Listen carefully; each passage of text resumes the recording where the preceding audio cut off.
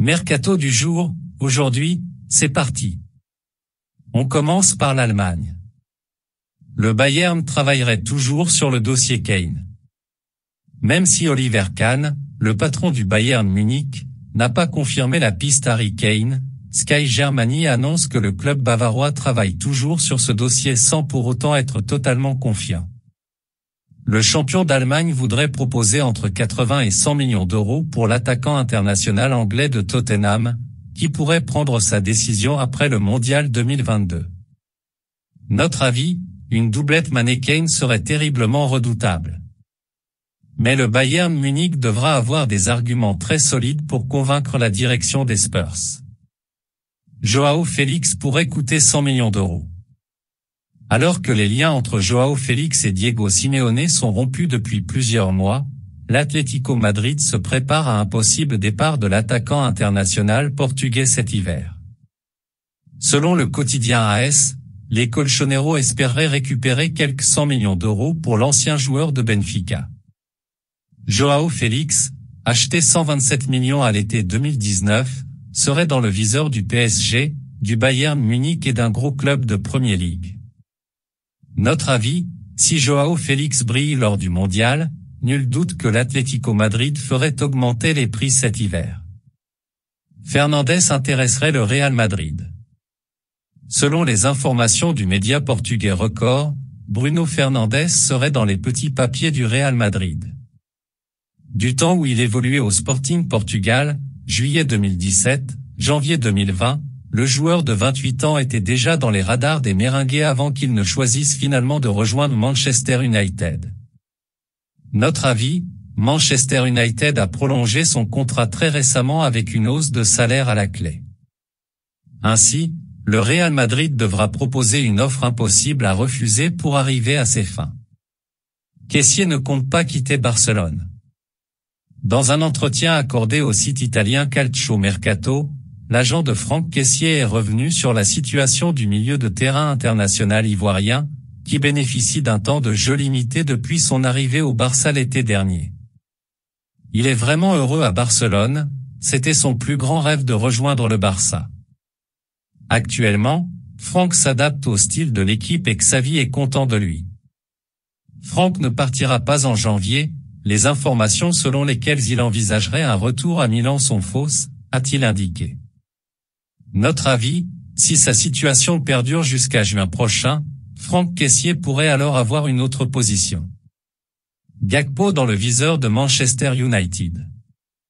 Avec 3 buts en autant de matchs, Cody Gakpo est l'un des hommes en forme de ce début de mondial. Les performances de l'ailier gauche du PSV Eindhoven sont suivies de près par des poids lourds du football européen et notamment Manchester United, annonce le journaliste Fabrizio Romano. Le club néerlandais comptait vendre le joueur de 23 ans cet été mais les possibles offres à venir pourraient lui faire changer ses plans. Notre avis, à Manchester United, il aurait l'avantage d'être entraîné par son compatriote Erik ten Hag, ce qui faciliterait son intégration. Bâle décidera de son futur en février. Alors qu'il n'a pas renoncé à poursuivre sa carrière internationale avec le pays de Galles, Gareth Bale, 33 ans, se décidera sur l'identité de son futur club en février prochain, annonce The Daily Mirror. Pour l'heure, l'ancien madrilène est sous contrat avec Los Angeles FC jusqu'en juin 2023. Notre avis, même s'il n'est plus le Gareth Bale de ces années madrilènes, il pourrait encore rendre des services dans un club européen. Un nouveau club saoudien vise Ronaldo. Mardi dernier, Marca révélait que Cristiano Ronaldo était proche d'Al Nassr, Arabie Saoudite. Cependant, la formation entraînée par Rudy Garcia ne serait pas la seule sur le coup. D'après le média britannique L'Express, les Saoudiens d'Al Hilal seraient prêts à entrer dans la danse pour le quintuple Ballon d'Or. Notre avis, CR7 devrait prendre sa décision après le mondial. Pour l'heure, la question de son avenir reste toujours indécise. Mbappé aurait rencontré Lewandowski pour le faire venir au PSG. Selon les informations du Parisien, Kylian Mbappé aurait secrètement rencontré Robert Lewandowski à la fin du mois de mai 2022, lors d'une soirée de lutte contre le sida en marge du Festival de Cannes, pour tenter de le faire venir à Paris. Mais finalement, l'international polonais a préféré rejoindre le FC Barcelone. Notre avis, le Polonais souhaitait absolument rejoindre le Barça, le PSG partait donc de très loin sur ce dossier. Suárez vers Almeria? Arrivé cet été à l'OM contre un transfert de 10 millions d'euros, Luis Suárez pourrait repartir en Espagne, comme l'a révélé le média espagnol Relevo. En effet, l'attaquant international colombien, auteur de 3 buts sous les couleurs marseillaises, serait proche d'un prêt à Almeria. Une option d'achat obligatoire serait incluse en cas de maintien du club andalou en Liga. Notre avis, Luis Suárez n'a plus rejoué en Ligue 1 depuis début octobre et n'a plus la confiance d'Igor Tudor. Ce possible départ semble donc logique. Le Barça devancé par le PSG pour Endrick? À 16 ans, Endrick affole déjà la planète football. Suivi par les poids lourds européens, l'attaquant de Palmeiras ne devrait pas aller au Barça à l'avenir, révèle vendredi Mundo Deportivo. Si les Blaugrana ne peuvent pas se permettre une nouvelle folie financière, le joueur se serait déjà mis d'accord avec un autre club. Le quotidien espagnol précise qu'il pourrait s'agir du PSG. Un possible transfert de 50 millions d'euros serait dans les tuyaux. Notre avis, offensivement, le Barça est armé pour voir l'avenir sereinement. Gvardiol se voit un jour à Chelsea. Véritable sauveur de la Croatie lors du dernier match de poule face à la Belgique, 0-0, jeudi, Joško Gvardiol a évoqué son avenir dans un entretien accordé à The Athletic. Chelsea est un gros club.